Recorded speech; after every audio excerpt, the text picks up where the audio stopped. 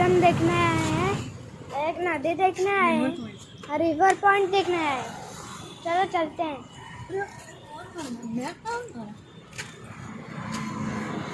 चलो चलते हैं।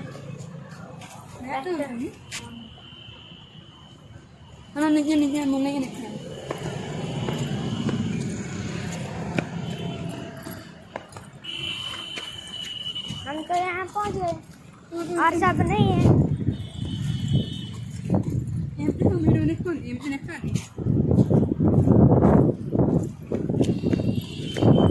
बहुत अच्छा हवा चल रहा है और आगे हम देखेंगे कैसा है।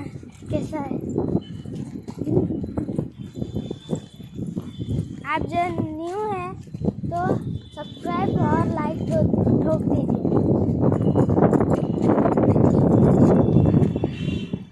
ये देखिए रिवर पॉइंट।